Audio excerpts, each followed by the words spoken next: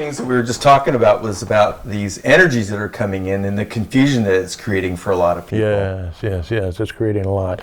Because for generations we've been living one way, and on the inside of us we know the reality of life and what it is. When we stop for a moment and we turn off the TVs and get out of the car and you go somewhere, and especially at nighttime, when everything is pretty well shut down and people are going to bed, you go outside and you go, because of the energy, electromagnetics, everything else is out there. People that are in tune can feel this. People that are not in tune can still feel this. And that's where their confusion is coming from. They're feeling a massive change in humanity and our consciousness, and on the personal level as well. Right. But they don't recognize it because they haven't been taught what that is. Right. So they get a hold of somebody. I've been feeling this strange feeling and I just don't know, and I'm confused, and sometimes I'll cry and sometimes I'll get angry, and I go, we need to sit down and have a talk. And then after you sit down and teach them, you forgot your balance. You forgot who you are. Yeah. You've given your power away to these news agencies, to other people. Does this look good? Like we were talking about at the beginning. And you forgot just to accept yourself for who you are and be who you are. Most people don't even know who they are. They don't. They're so mixed up. That's why I got into psychology.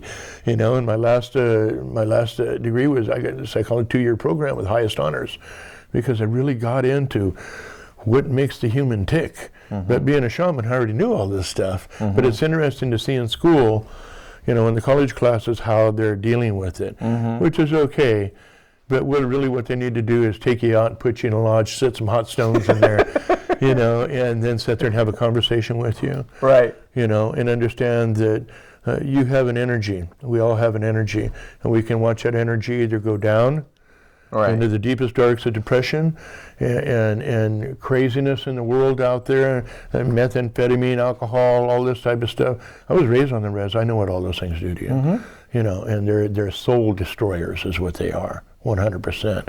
And that's what people masks their pains with. Right. But as soon as they understand that they can regain their energies back and everything, and it will be in sync with what's happening across the entire planet. Because we have an individual that just moved from Israel into our neighborhood. I haven't met him yet. But as soon as the wife, she meets him, they go, oh, I love the place. I feel like it's home.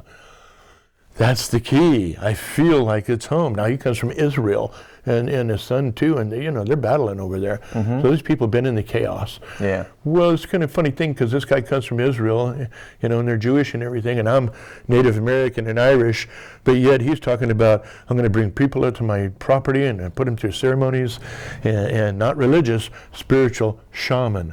And that's what he says. Well, I feel I'm a shaman too. Wow. Everybody's a shaman. That's what you have to understand out there inside. You just have to dig them out, and that means sometimes we have to throw away a lot of ideas, preconceived ideas, and sit there and breathe, listen to our breath, let those chaotic thoughts go away. The main way to teach people how to meditate is light a candle and let them look at it and breathe. Just do that. And hopefully the hottest place you can find. Because I'm a sweat lodge nut, I agree, but you understand. You've been in a lodge, so you know what I'm talking about. Yeah. It's that releasing. In that lodge, you don't have hang-ups anymore. You are free, and you're talking to the mother right there, and the great spirit, as we say, and I don't care what religion and what you call different things out there, this refines down to truth, nothing more. And that's the most important thing, the truth about yourself and who you are. Don't try to make somebody feel good by the way you act. That's what a lot of people don't understand out there. We're trying to satisfy other people. Knock that off. Yeah, one of the things I'm very fond of, I think it was from James Von Prague, he says, what you think about me is none of my business. That's right. That's very true. See my wife over there nodding her head. That's exactly the way we look at it, And it's not easy to remember, but I like it because it's concise. It's one sentence, and it kind of clears things up real quick. That is goes into a lot of areas with equal power. Well, see, I'm glad you brought him up, because everybody can do that. I've been involved in missing persons cases. I told them exactly where the person was. They found him a year later, leaning up against a tree with another letter. And there was 3 letters. Even the mom didn't know it. When I was at the grandmother's house, I said, well, can I do what I feel he did? And I did exactly what he did the last moments he was there, the last half hour. Even taking my hat off, putting it in a certain chair and laying down on the couch, and getting back up. And I said, there's 3 letters. No, there's 2. Grandma says, no, there's 3. And there were certain things that he was having problems with. And I'd mentioned those, and it was impossible for me to know that. But once you get in tune with yourself and understand who you are, take your power back, as I say, from the world out there, and that's the fake world, not the real world. You're able to feel things at a deeper level, to know things at a deeper level, and you don't have to go to college to know it. You'll feel it. Like when you're walking through a store and somebody's sad. Me, if I walk past somebody in the store, she's seen it. It's just like, I hurt. Yeah, they call that empath, right? Yeah. Oh, it is. Yeah, it's an empath. But that's a good word. Because you feel it. You know it, and you want to help. And a lot of times people will hold back on that help. Well, the best thing you could have done at that time is say, hey, man, how you doing today? Well, I did this. Sometimes they just need a sounding board. To make their life better. And the empath thing too is the reason for a lot of the addiction activity too, because you say if you have those feelings, you don't even know that they're not yours, and so you self-medicate. Bingo. To deal with it, and then so we have the empaths in prison, in the drug, with the drug addiction issues and all that. You feel everybody else's stuff, you think it's yours, so you're going to go try to pacify that. Yeah, fix it somehow. And you can't. Right. You have to understand, and this is very important for people that are empaths out there. 99% of the time, you're feeling other people's emotions and feelings. You're not paying attention to yours. You think that those are yours. You might not even know you're an empath. Right. And you have to step back. And this is what I talk about, getting your power back. Right. You have to understand who you are. Right. That's the deepest aspect of an individual, period, is understand who you are. Don't feel sorry for yourself. Right. That doesn't do any good, so take you deeper. Right. It's, who am I? I am capable of doing this. I can do this, the positive aspect to move it forward. And I think that's the most important thing of a shaman, is to teach ceremony to other individuals. And ceremonies, for one thing, focus. You think about that. You learn a ceremony, and all through your ceremony where you're cleaning your area and you light your sage, or however you do it, the frankincense and myrrh, many different ways to do this. You're cleaning your area, you're also clearing your mind, you're focusing, and all of a sudden you're doing your sage and you're taking it in, and you believe in your mind too that you're cleansing yourself and you're feeling. So it's a reality in every sense of the word. Right. So you're cleansed and everything, and all of a sudden your mind thinks a different way. Your mind sees a different way and feels a different way now, your body and everything. And that's, you'll know, ooh, I feel good, but now I'm really confused. You really are. Because now you know what's going on with yourself, and you got to learn how to deal with this and control it. Whether you're an empath or whether you use kinetic energy. We did an experiment one time. I used to get angry and everything at the drop of a hat on certain things. And a lot of it had to do with veterans or stupidity. You know what I mean? Stupidity is like tepidity, as I say. But, sometimes you're warm, sometimes you're cold, But I'd go through the house, excuse me, and I'd get angry at something, and it would affect all the electronics in the house. The kinetic energy aspect of us. So if you're upset working on your car, or you're upset working at something, your field is energy, it's electromagnetic too. So you are going to affect things around you, right. Especially if you're a very strong personality, excuse me. And I've been a very strong personality all my life. And you notice animals around you too. If you're in a negative aspect or this or that, the animals will shy away from you as well. Pay attention to the signs around you, and they'll teach you a lot more about yourself. Right. One thing as I got into this, I started to recognize the importance of what I call the goddess energy for the correction that's coming onto the planet right now. Both, yeah, and so much so that people would say to me, "Yeah, we're going to reestablish the balance," and I say, "Well, actually, what I'm getting is that it's going to be imbalanced for a while on the goddess side to make up for what's been going on for the last 4,000, 5,000, 6,000 years, with the patriarchy being so." Domineering, strong and subduing that goddess energy, and the goddess energy having so much to do with healing and acceptance, and that's really what's needed, seems to be needed right now. Uh-huh. And so that's why I feel like that's going to be coming back onto the planet. It's hitting it now. Oh,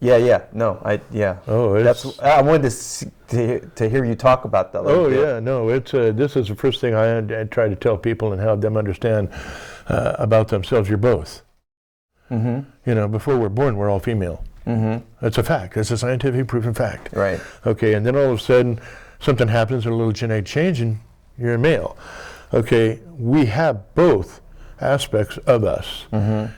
The person that forgets that is the person that ends up losing a lot in their life, emotionally, happiness, and everything of this nature.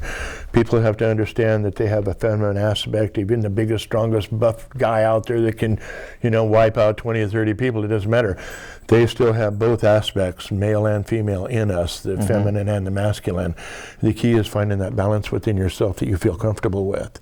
You have to admit that to yourself. If you forget and don't admit the feminine or the yin and yang aspect of yourself, then you will never be able to balance yourself. And that's another aspect of what shamans do. We try to help people understand that about them. And it's happening in the world so much right now that you're right, there's an imbalance. There's more of the feminine divine thing going on. And to me, I sit back and I know Italian thing, but I just kind of cross my arms and I kind of watch and I smile, because I already see what's happening. A lot of other people don't, This has to happen to a point. But what's funny, now you're getting people out there arguing, too much feminine this and too much that, because they have the masculine side of themselves and that's what they want to see. Well, it's very misunderstood, right? It is totally misunderstood. Yeah. It's not, it's a figment of our imaginations because we've been taught that these two are separate when you can't separate them. As soon as you do, you have problems, big problems in your life. Really, I'm going to be honest with everybody out there, you will not be happy. Because you're always trying to make your masculine stuff bigger and stronger, where really the healing aspects and the mellow aspects and everything are just the opposite, and you need that more than you need this. This will kill you in the long run. It will give you a heart attack and a heartbeat or something. Well, one way of looking at it is that, look what's happening to societies and the planet itself with the patriarchal system being... They're crashing. They're crashing. Yeah. So, knock on wood, almost in my head there, But we're seeing this in the Middle East especially. This is a perfect place to show that, because the Middle Eastern right now is very domineering, very male-oriented, and the women got to do this, they got to be covered, and they don't have their own power. That has been taken away from them. They are a utensil, they are an object, and that has to go away. That feminine aspect in those areas are starting to come out. People are dying for it, and that's a bad thing. But that's the only way you're going to get growth in some cultures and some situations. I even heard it described as there's a feminine gateway or portal that's actually in Syria, maybe Aleppo itself, and that's a large part of what this fight is about. Because once that portal is open and free, it's on. Then it's like a focal point for big earth changes with that feminine goddess energy coming back on the planet, reestablishing itself like it used to. Right. And there's so many institutions right now where they give the feminine aspect a head nod, but there's no power there. That's right. There's no power. That's right. It's like once that power comes back, then the healing really starts. Yeah, very much so. Yeah. That's because you have the balance again. Yeah. And see, that's why I told her 25 years ago. I said the Middle East is going to cook. It's going to go off. There's going to be major war, there's going to be major battle before any of this stuff started happening, because I was told that when I was a young kid, 12, 13 years old, even younger than that, 7, 8 years old. So your contact experiences, the off-planet entities or star brothers, star sisters that you met, did they identify themselves as being from a certain spot? Or were they grays? Were they tall whites? Or did you? To be honest with you, we didn't. I didn't ask that question. They didn't, because we were unified. It wasn't we're part of this sect or part of that sect or part of this sect. Did you have a visual? Did you have a? Oh yeah, visual, big time. Visual. So what did they look like to you? Some of, as we call them, the Nordics, and the tall whites and things of this nature. But in the time period when we're working with one another, we don't talk about that. Right. You know, it's never mentioned who we are. Right. I said, we're here to show you this. Right. Like my first time looking at the Earth, you know, from space is just a mind blower. Right. You don't carry a package of words around. No, exactly. You know, it's an energy level thing, like we were talking about. Right. And I knew immediately this is good. You know, there was no negativity to it, and it's okay. I want to suck it up. Let's get this going here. Right. You know, so and every single thing that I was ever shown has come true, with few exceptions. There's a few things. Right. You know, and but every single thing they showed me has come true, and even on the 9/11 thing. You know, and I knew 2012 and 2011, 2010, on that time period, there were going to be a lot of things happening all the way to 2018. You know, we're going to have some serious changes in between now and then. Mm-hmm. By 2020, we could have another major conflict. Mm-hmm. We were going to be in a conflict in 8 to 9 months from now if Hillary Clinton would have been voted in. Right. So these are the kind of things you learn years ahead, you know, years before I did, you know, and at the times, I didn't know exactly what they were. I told her 5 years before it happened, we're going to have a black president for 2 times and a woman for 1, but there was a wild card with the woman. Mm-hmm. And I think that was the Trump situation coming in. So when you get in tune, everybody will know this. They'll have these feelings. They'll know all this type of stuff. So it tells you easier the direction to go. Right.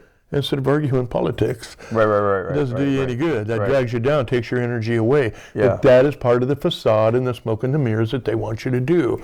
Right. Everything that's out there on the TV right now is smoke and mirrors, and it's not going to do anybody any good. No.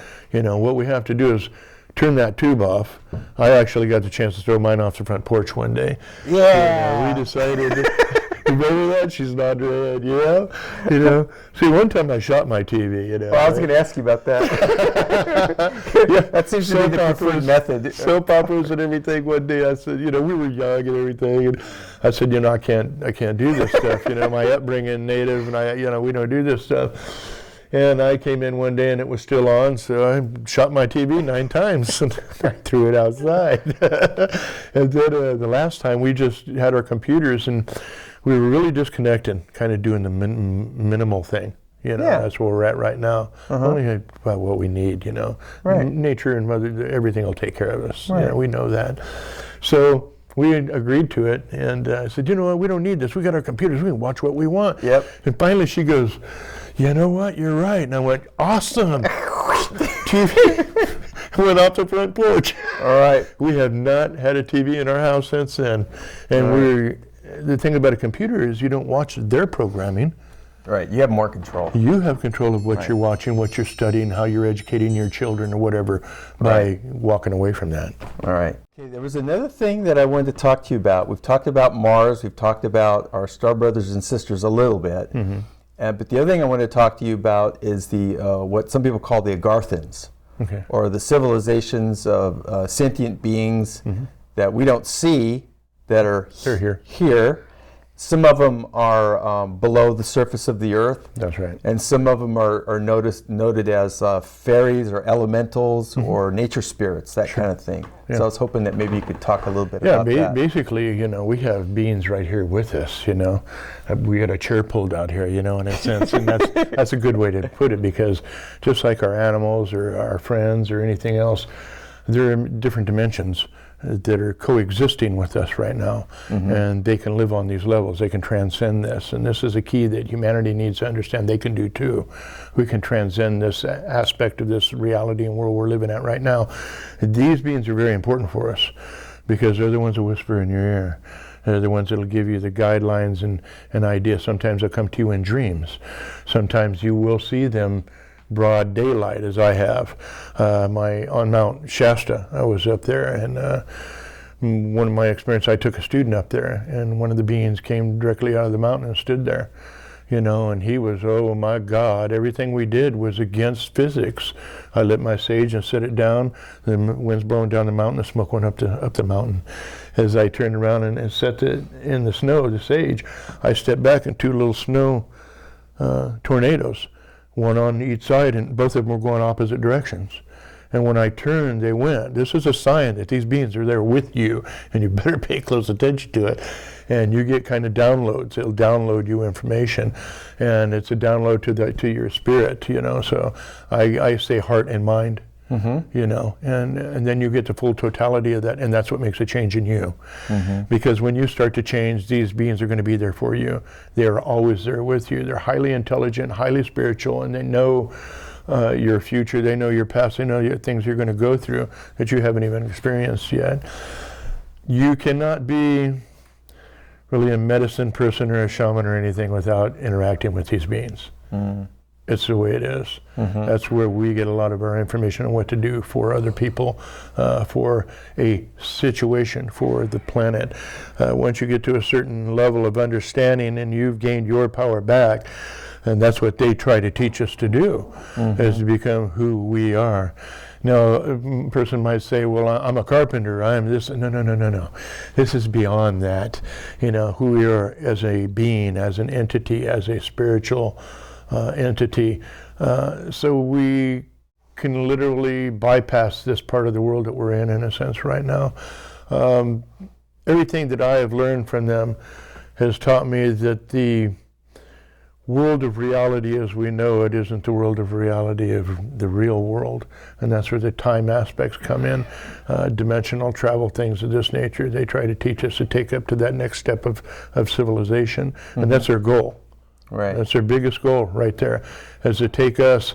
And they can't just come out and have a concert and bring everybody. They have to work on an individual level or a group level that is very in tune with what's going on. As far as the fairies and everything, these are other aspects of reality, other dimensional shifts into. These beings aren't just here like we're stuck here on, with this physical world. They can transcend what we consider reality. Right. And that's the biggest thing that people has to understand. So when you're in need, or when you need guidance or energy, they're there. You just have to turn that little dial. Right. It's like a radio. Sometimes you're a little off frequency, then you move a little bit, and all of a sudden you get the station really loud and clear. Right. And that's what they're teaching us to do. Right. To get that station loud and clear. And it's okay to ask for help. Oh, all the time. I still do. Oh, yeah. Always ask for help. I bring that up because as men, we're trained not to do that. Yeah. Right? I don't need help. Directions. Right. Put the map down. I know how to get there. Right. 2 hours later. And then your wife is sitting there going, are you sure we know where we're going? Just around this corner. Well, the map says, well, I know. But that's the main thing that all of us have to understand, is how to ask for help. And you can ask yourself for help too. A lot of people don't understand that aspect of yourself. You can ask yourself for help, because you have to understand we're at this level right here, physical, but the real you is on a much higher level. Right. The real energy you is on a level that you won't even believe. Your intuition tells you, and this and that tells you, but until you really start paying attention and developing yourself, you're not in touch. They can whisper in your ear every now and then, and try to help you pull back and go in the right direction and everything. And thank goodness that I've had many, many of those experiences, because I could have been dead once or twice already, but I listened. I listened to them, and I went in a different direction. And I've done that with business. I've done it with my life and family, my children. So as a parent, sometimes you want to step out there and, it's tune-up time. I've told you enough times, but then something tells you, you got to back off. And that's not only you, but that's these other beings here are telling you, you have to learn a new way to do this for the next generation to be able to take the next step up. Right. And that's what I learned from them myself, a lot right there. But don't be afraid to ask. Right. And when you're hurting, ask yourself, why do I feel this way? A lot of the things I learned from them, ask myself questions, and I will find the answers. Right. And I don't have to go externally, because they're there with you already. Right. So you're not asking externally, you're asking yourself, and they're giving you the answers. Right. Because this great thing we have called the spirit and the mind work together, as a communicator, and that's with everything around us. Right. All of it, everything. In the times that we're in right now, like just this past week, is there anything that's kind of been, that you've been focusing on, or that's been kind of like front burner for you? Front burner for me right now is really wanting people to understand the right direction we're heading right now. I think a lot of people know that, but they don't know to the extent and they don't understand that still, even with Trump in office, we got a long way to go. You know, I mean, and that's just a political thing. Right. I don't pay attention to the political. I don't pay attention to time or anything. Once you get to this level, none of that exists for you anymore. It's all interdimensional. There is no distance. There is no time.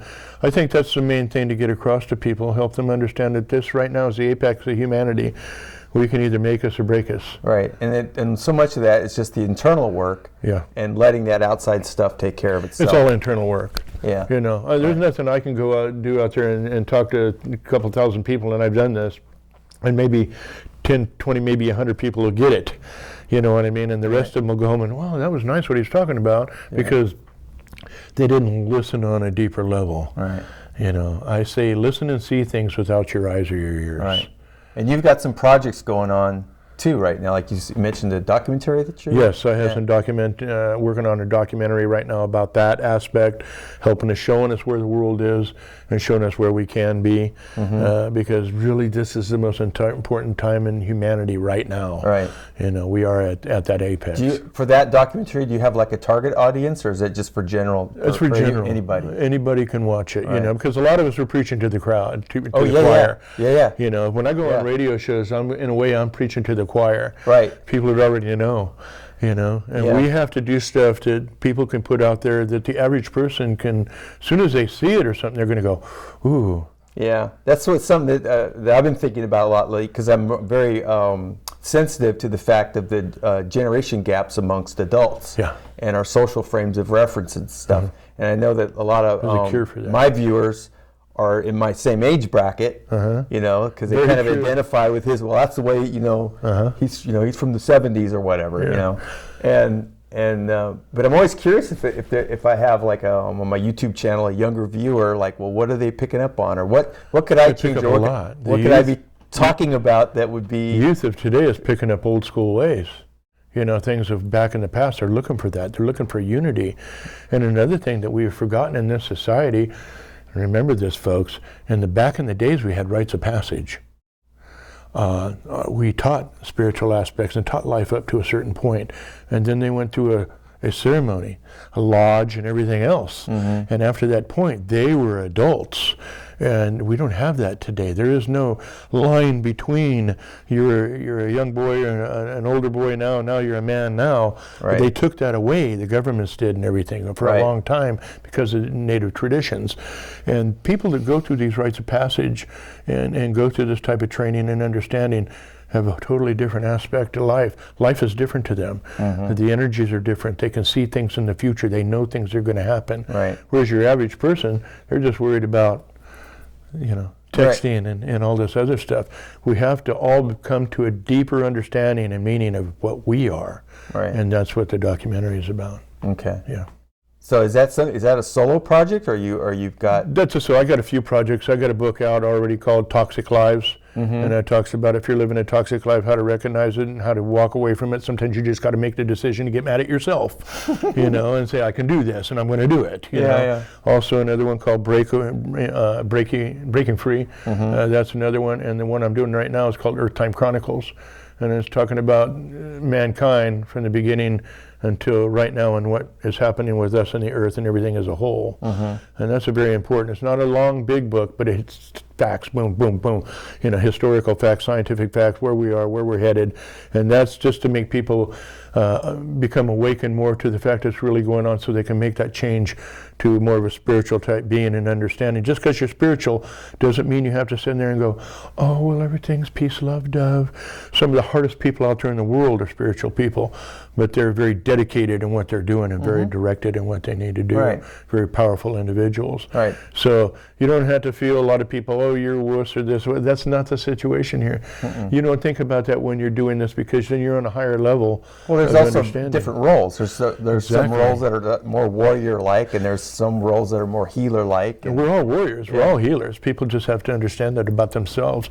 You have to find out what works for you. Yeah, or the mission you're on. And see, that's the word right there. What mission are you on in life? Where is that going to take you? Where are you going to allow it to take you? Because your mission in life will take you places you will not. It's just fantastic. But we hold back because, oh, I don't think I can do this or that. You got to drop all that and say, I am me, I have a lot of power, I know what I can do, I'm developing myself each and every day further and further along. And I always tell people, find a sweat lodge, find a place where you can sweat and be in heat and everything, and ask yourself questions, because you're going to answer your questions, and once you follow those answers, your life is going to really straighten up and do wonderful things for not only you, but other people. And another thing I will say about this aspect, we grow by giving, we grow by helping. We don't grow by getting and receiving. We receive positive, good, great energies when we help somebody. I've got a lot of students, and one was with Cody. One day we come out of the dollar store and getting some stuff for some other people, and he goes, hey, Pops, you see that lady? And I went, darn you, Cody. Like this, she had a girl with her and everything, and I was going to come back, but he caught on what I was doing already. So we went back, and we had the money, and we gave her enough stuff for her daughter and her to get her a motel room and some food and everything for about a week, and walked away and never let her know who we were. That's a rush. That's the best feeling in the world right there. You're being paid emotionally and karma-wise to do that. So don't ever think, well, I don't have enough to do this. Right. You always share. When you talk about stuff like that, I think about, I'm a big fan of Michael Tellinger's Ubuntu, contributionalism, and the world without money. Because the more I studied about all these like extraterrestrial societies and worlds. No money? No, money is one of the first signs of a slave society or a slave civilization. Monetary system. So I always think about, like, it's one thing that I'd love to see before I pass is a world without money. That'd be great. Yeah, wouldn't that be cool? That would be fantastic. We try to do that. Because that kind of thing, what you just talked about, would be endemic. Oh, it'd be pandemic. Oh yeah, and that's what we need. Yeah. And I keep telling people that I'll be honest with you. Everything on my property, I'll build my property with, free. My home, how much did it cost? Nice mobile home, $500 just to get it moved. It was giving me free. Barter, I do a little bit of work. Yeah. Guy needed a porch tore down around the thing because he wanted to build a barn. I went and did that, and I ended up with a trailer. So it's your mindset. If you are looking at things happening like that, they will happen like that. Right. You have to draw to you these things. It's your mindset. Right. Because every single thought is power. Yeah. And it will turn around and bring to you what you need if you really need it. Right. And money becomes just actually an impediment to that whole process. It is. It really is, because then it has another connotation to it. I'll pay you to do this for me, and the other way you're helping one another. Right. And there's no monetary exchange at all. Yeah. But we sat, and my wife and I, and we stopped and looked at it, and we go, on our property, you got 10 acres, and everything we have here, I didn't pay nothing for it, except for maybe a few bags of concrete, some nails and screws, to do this. But nice place, keeps us warm, great home. We raised our families in them and things of this nature. Right. And we don't tear up the land. We leave nature, so I can walk out my front door and breathe. And if people are stressed out, I'll tell you this now, wait till nighttime, till all the electromagnetics are down, the cars have stopped and everything. You go out there, you're going to feel the difference in your chest and in your mind. Right. And you put your feet in some water, some cold water or something, go out there and test yourself. Feel the coldness, feel the heat. I love a thing that they did on a news thing one time. You go to your window and scream, I'm tired of this and I can't take it anymore. The old news channel thing. And I had people doing that on a couple radio shows, but I also showed them by doing this and getting yourself grounded, you can make massive things change. On Truth Frequency with Chris and Sheree Giro and everything, we did a mass consciousness. They had fires up there. Bringing rain. The next morning it rained, and there was no clouds. It was also the first time that the Pacific had 4 hurricanes simultaneously in the Pacific. Wow. As it happened during that radio broadcast and everything. Wow. So we can show people that in mass consciousness you can't change. Right. So we're seeing in the world right now, people just don't know how to focus it. Yeah. They're being left or they're being right. They haven't stepped away from all that. Yeah. But there are quite a few movements now with these simultaneous meditations. I've been leading one at our place. We have a little redwood grove very important behind our place every Sunday. Okay. And it's a meditation. It's organized through a website called prepareforchange.net. Yeah, I've heard of it. And so we do. I've been doing it for 18 months now. Every Sunday, it was at noon. They did a time change, and then they also changed it recently to get more participants in Asia. So now it's in the morning. There you go. So I've lost some of the people who aren't morning people, but we've been doing it for 18 months. Well, morning is a great time because you wake up and everything's clear. Yeah. And you can be more concise on what you're doing. And this is another thing. Prayer is a form of telepathy. When you also send a thought out, it manifests in reality. Right. So these prayer groups and out there trying to change things is an essential part of what is going on out there. Because the people are going to look at you guys out there in the prayer groups and everything.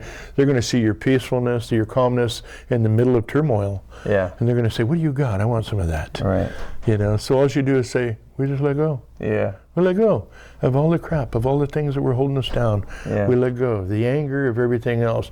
You're going to, is a kid going to remember the negative discipline you give them or the love you give them over a longer period of time? Exactly. They'll remember the negative discipline, but they'll also carry a negative feeling with that.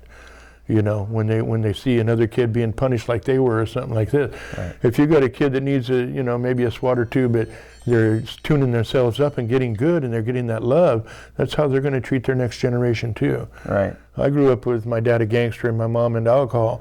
I turned out just the opposite. The reason for that is because I knew what I was looking for. Right. And I accepted that change. And I didn't give a crap about what other people thought about me because I knew I was making misery loves company. So they're going to try to keep you, pulling you back down. So we had to realize that our friends and our families and things sometimes can be the worst things for us. Right. We had to find a way to walk away from those negativities because that's all they know too, to take that step up. Right. Mm-hmm. Well, this has been a great morning for me or afternoon for me to meet you and have this conversation. Yeah, me too. And I really appreciate it. Maybe we can do it again since we're not really that far apart from each other. I got on the road this morning and I was up here in about 3.5 hours and okay, good deal. Well, next time, we'll get together. Now we know what's going on, and we'll sit at my house up here. Okay. And everything out in the middle of the country. We've got a little lake there and everything like that. And beautiful. We can do more things and get into much deeper things too. Okay. Well, thank you very much. I appreciate it. All right. It's been a pleasure. Thanks, everyone. Thank you. Bye-bye. Enjoy.